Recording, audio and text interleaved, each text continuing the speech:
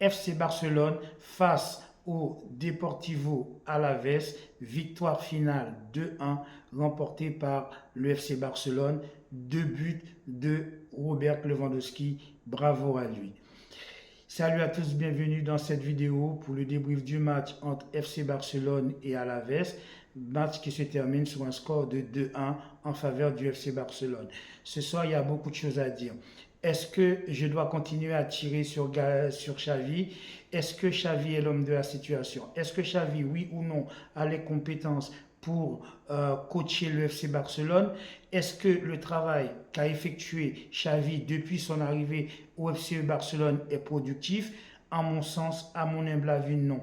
Je pense que Xavi n'est pas l'homme de la situation. Une fois que ceci est dit, on peut avancer. Parce que Xavi a sa part de responsabilité, mais les joueurs aussi ont un petit peu leur part de responsabilité puisque c'est eux qui sont sur le terrain. Un bateau a besoin d'un capitaine pour avancer et le capitaine du bateau, c'est Xavi. C'est Xavi qui donne la direction du jeu, c'est Xavi qui donne la tactique, qui prépare les combinaisons. Mais ce sont les joueurs qui, eux, sur le terrain, qui doivent faire le travail pour que l'équipe joue un peu mieux. Nous avons gagné le match 2-1, c'est vrai. Nous avons remporté les 3 points, c'est vrai. C'était essentiel parce que si on avait perdu ce match, je continue à le dire, eh bien, on aurait perdu la Liga. Parce que si on se laisse dévancer, non pas forcément par Girone, parce que je ne pense pas que Girone va gagner la Liga, mais si on se laisse dévancer par Real Madrid qui a gagné hier, je le rappelle, 5-1, je pense que effectivement, plus on perd de matchs, plus on s'éloigne du Real Madrid, moins on a de la chance de gagner la Liga. Ce soir encore, après avoir été lamentable lors des 2 derniers matchs, Xavi a aligné encore une composition tout à fait incompréhensible. On joue avec 3 défenseurs centraux et on se rend compte que les joueurs ne savent plus jouer ensemble. Joao Cancelo n'est plus à son poste, il se retrouve au milieu de terrain, il est sur le côté droit, il est aussi sur le côté gauche, etc.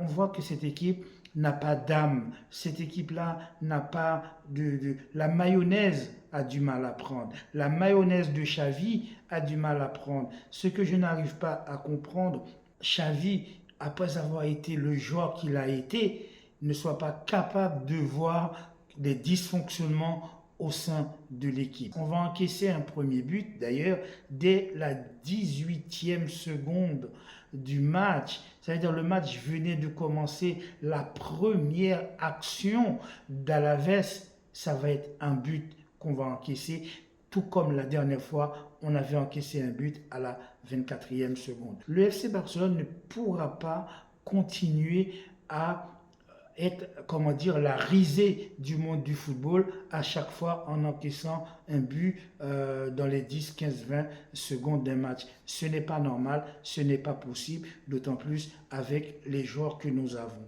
Arroyo, un joueur aussi important, aussi bon quand il joue défenseur central, se retrouve à jouer latéral droit quand on a Joao Cancelo comme latéral droit. C'est quelque chose que j'ai du mal à comprendre. Si vous le comprenez, si vous avez compris ce qu'a voulu faire Xavi ce soir, il faudra me l'expliquer parce que moi, j'ai du mal à comprendre le positionnement à la fois d'Arroyo. D'ailleurs, Jules Koundé, défenseur central, va se faire littéralement asphyxier, manger, ridiculiser par Samu, qui a été fantastique. Si Samu était un joueur comme Harry Kane par exemple, je pense qu'à la mi-temps, on aurait été mené 3-0. Parce que les 2 actions qui ont suivi le premier but, c'était clairement 2 actions de but de la part de Samu. Et heureusement qu'il a vendangé, sinon on aurait été mené 3-0 et là, ça aurait été encore une autre histoire. Xavi a fini par comprendre que Jules Koundé, avec Arroyo latéral droit, ça posait problème. Il a demandé à Arroyo de permuter avec Jules Koundé. Jules Koundé est passé donc latéral droit et Arroyo est venu au centre, ce qui a rééquilibré en tout cas la ligne défensive. Et plus tard dans le jeu, lorsqu'il va faire le changement où il va faire rentrer Baldé qui va venir à son poste, à son positionnement habituel sur le côté gauche, le match va être différent. Pedri revient de blessure, il n'est pas encore à 100%, c'est je crois donc sa première titularisation depuis sa blessure. Il n'est pas encore à 100% de ses capacités footballistiques, donc il a du mal encore à être influent dans le milieu de terrain. Malgré ça, il a pu quand même donner quelques ballons, il a pu accélérer le jeu, mais malheureusement, l'apport de Pedri au milieu de terrain n'a pas été suffisant pour permettre au FC Barcelone de pouvoir presser haut et aussi de pouvoir casser les lignes, apporter de très bons ballons à Robert Lewandowski. Gundogan a fait un match très bon, assez bon. Bon, ce n'est pas exceptionnel non plus, mais c'est un match assez bon. Il a été là dans les replis défensifs, il a aussi apporté son soutien au milieu de terrain et des fois même il a apporté le surnombre en attaque. Et les quelques bons ballons qui sont arrivés à destination à la fois de Joao Félix et à la fois sur Robert Lewandowski étaient des ballons venant de Gundogan. Donc le match de Gundogan a été plutôt bon. Fermín López au milieu de terrain, pour moi, c'est un petit peu perdu. Fermín López n'a pas pu jouer en harmonie avec Lamine Yamal qui était un petit peu esselé sur son côté et à chaque fois qu'il avait la balle, on voyait bien qu'il avait deux bonhommes en face de lui et il était à chaque fois obligé d'essayer de faire lui-même tout seul la différence, soit en faisant un crochet, soit en essayant de faire un dribble. Or, Lamine Yamal, il faudrait qu'il y ait des joueurs qui puissent le soutenir par un moyen de dédoublement, soit en venant l'aider sur son côté. Or, ça n'a pas souvent été fait, ça n'a pas été le cas beaucoup ce soir, ce qui fait que, à mon sens, Lamine Yamal a perdu énormément de ballons. Tous ses centres ont été soit trop longs, soit trop courts, ne sont jamais arrivés à destination, ce qui fait que l'apport d'Lamine Yamal sur son côté a été pour moi très peu convaincant. Ce n'est pas qu'il n'a pas la capacité, c'est que c'est un jeune joueur, il a besoin d'être épaulé, il a besoin de soutien. On ne peut pas laisser un jeune joueur comme ça tout seul sur son côté, surtout être repris par deux bonhommes qui ne sont pas des tendres. Il faut que Lamine Yamal sur son côté a plus de soutien.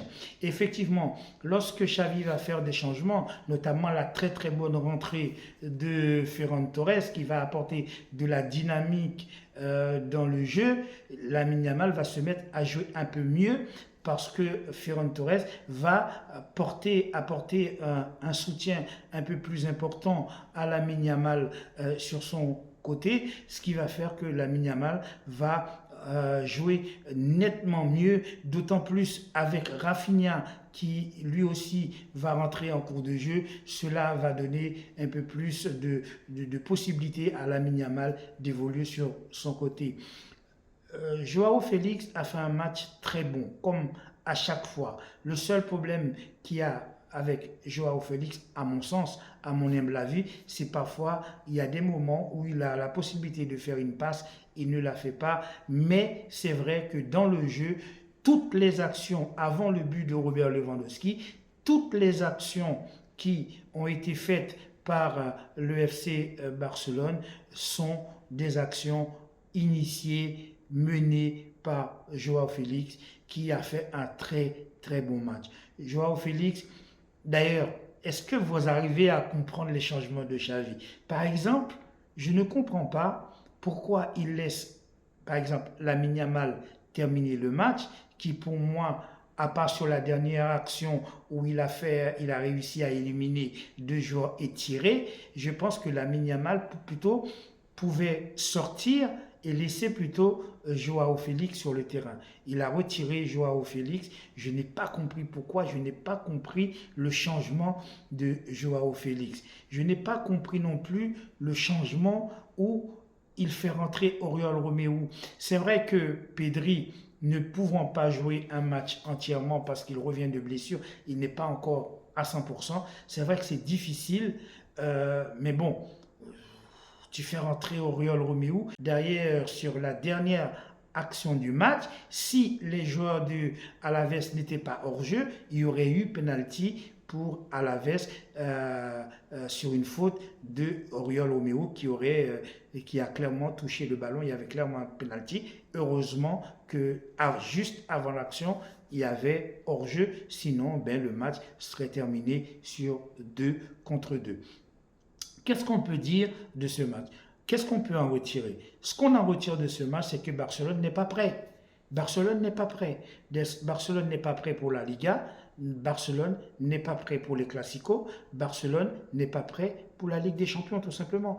Donc, qu'est-ce qu'on doit faire? Qu'est-ce que Xavi doit faire pour essayer de remodeler son équipe, pour essayer de remettre Barcelone dans la bonne direction? Il faut le retour de Jong. On a besoin vraiment, ça devient critique. On a besoin le retour de Jong. Mais est-ce qu'on doit laisser tout notre espoir sur seulement de Frenkie de Jong? Je ne pense pas que ce soit une bonne idée. On ne peut pas laisser toute une équipe sur un seul joueur.